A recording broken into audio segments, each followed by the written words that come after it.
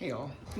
So this last week I've been working on major 7 triads, or not triads, major 7 chords in the 5 positions corresponding to the CAGED, and I added an additional 2 shapes, one that I think I talked about last time, and also lower voicing that I kind of figured out that I like. And so, I'm able to, if we start up here and do the G, we have this one, but you can also bar it. Then above it, we have this guy right here. So that's,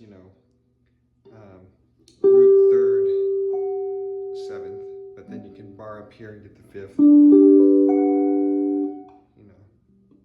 And you can bar this guy. And then the lower voicing right here is you can, do the 5th on this string right here.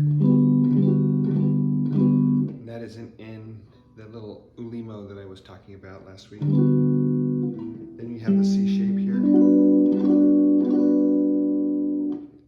then down here you have this nice little bar right here. You have this extended shape right here, which is nice, but I'm a little slow on it still. And then the regular, E shape version. So I got those. I can assemble them pretty quickly, except for, this shape right here and this shape right here. I'm a little slow on those still, but a lot better than I was last week.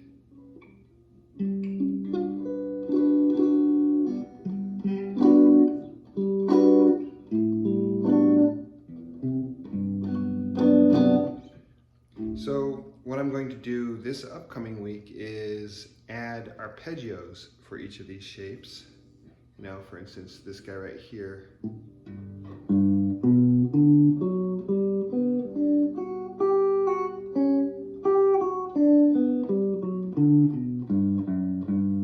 Is one that I've picked up today, and I will figure out the arpeggios for each one of those and practice it this week. And also at the same time, I'll work on the diminished. And so the diminished, well, not diminished, I'm sorry, just the 7th. So the dominant 7ths. And those can be pretty much determined from the major 7ths right here, just by flattening the 7th degree to a flat 7. So if you have your CAGED E right here, well, you have your major 7 right here. But take the flat 7 here, 1, 2, 3, 4, 5, 6, flat 7 right here, and you get your usual dominant 7th shape right here. And then the next shape up, is that long stretch right here, which is the 7th here. And then if you flatten the 7th here, you get a dominant 7th, which is a bit of a stretch, but actually I kind of like this.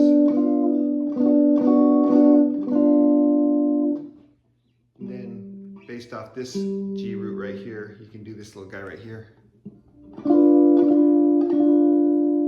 where this is the 3rd, or sorry, this is the root, this is the 3rd, this is the 7th right here. Wait, is that? No, this is the root, sorry, root.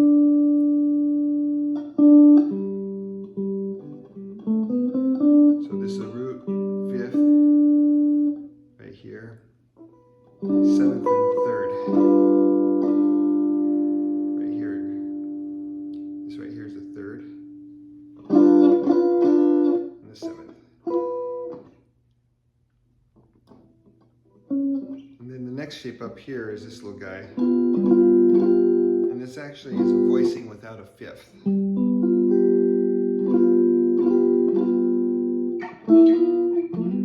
You can just do this root right here, and this just repeats the root right here.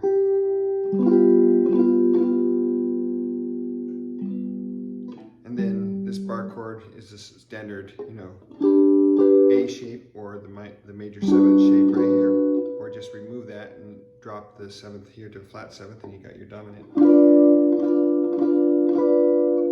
And then this little voice right here is the 7th. So for this one, I'll set up the metronome and work on working through the circle of fourths, you know,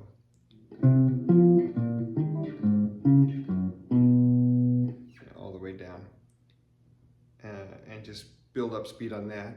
Then the following week I'll work on a minor 7th and the arpeggios for the dominant. And you know, in about a month, maybe 5 weeks from now, I'll have all the shapes with their arpeggios down, and 5 or 6 voicings for each, and the associated major scales and pentatonic scales. And for some of these, they'll have to be the minor, or you know, the Lydian or the mixed Lydian for the dominants, etc.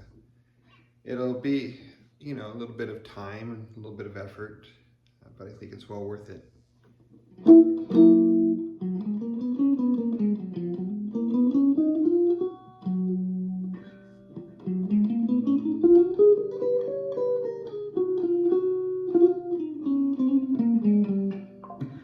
And I'll also work on things like legato,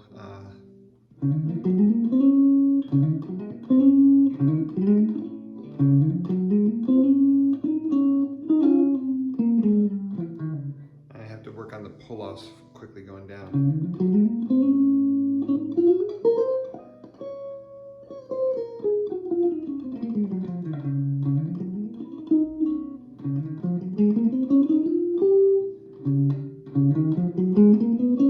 Then there's like directional picking, you know, you can do strict up and down, or you can do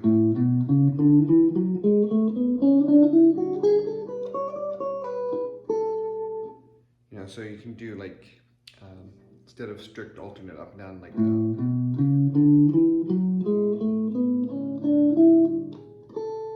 you can do this where you go.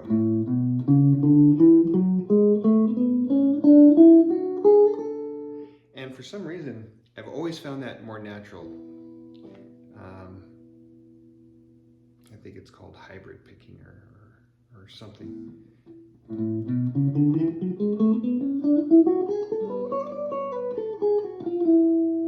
Oops.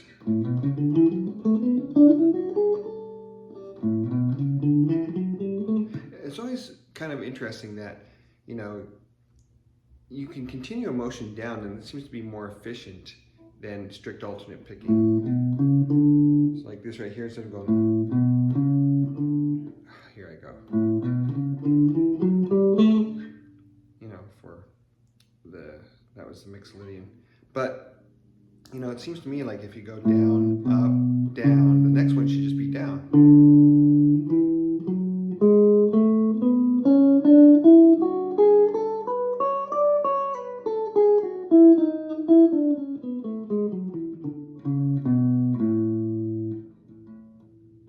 And also, the cool thing about doing the continuing down is that you can start on an upstroke.